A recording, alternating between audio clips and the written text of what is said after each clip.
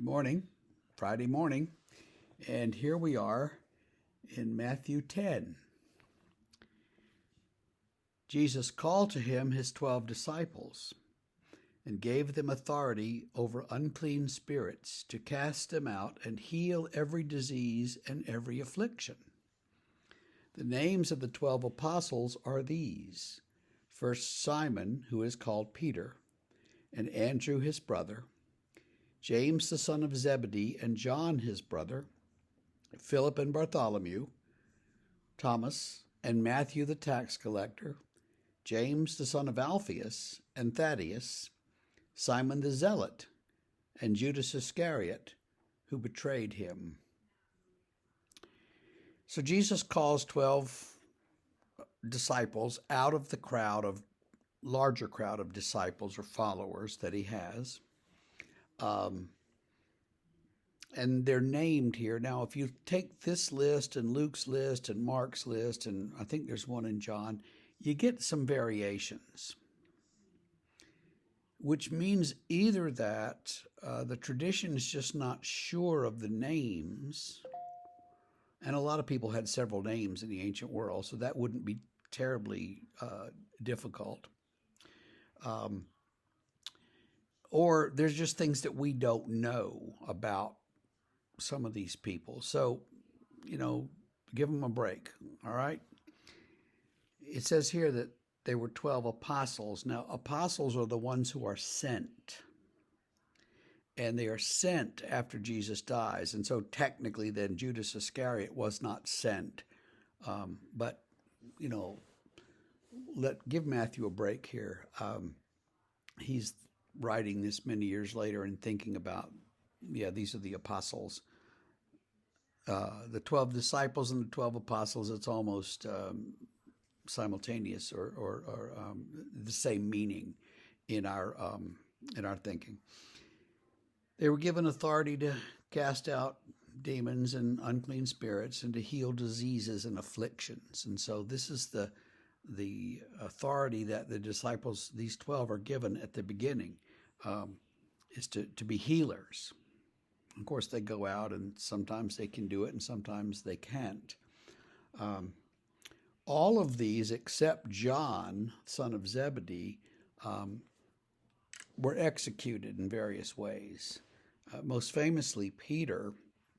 Peter was crucified in Rome, I'm going to say in the 60s sometime.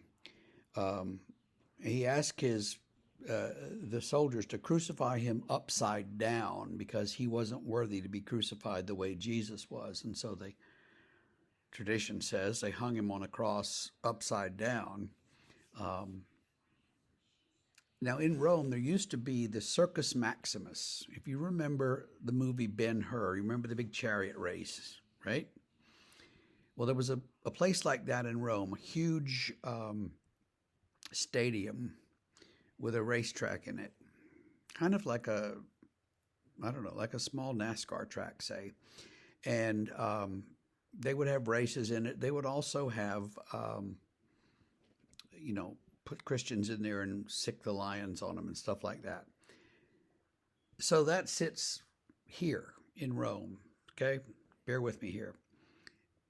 It's no longer there, but what is there is the Vatican and the cathedral, the Basilica of St. Peter, which kind of sits like this over that same site. And right there where the altar is the spot that tradition says where Simon Peter was crucified. Well, how would they know, hundreds of years later?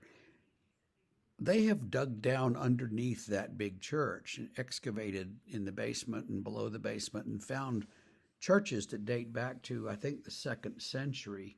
And the altars are all in the same place.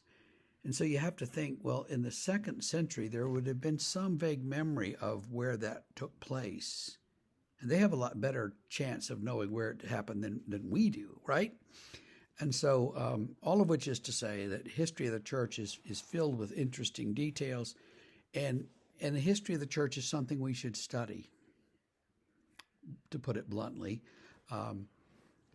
We'll learn some things if we do that, and that'll be good for us. If you study history, your perspective on some things that we believe might change, and that could be a good thing too.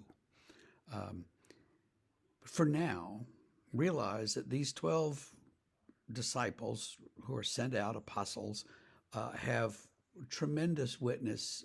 Thomas went all the way to India. They're killed all over the place as a witness to Jesus. And I'm not saying we should go out and get ourselves killed, but we also should be witnesses to Jesus. See you tomorrow.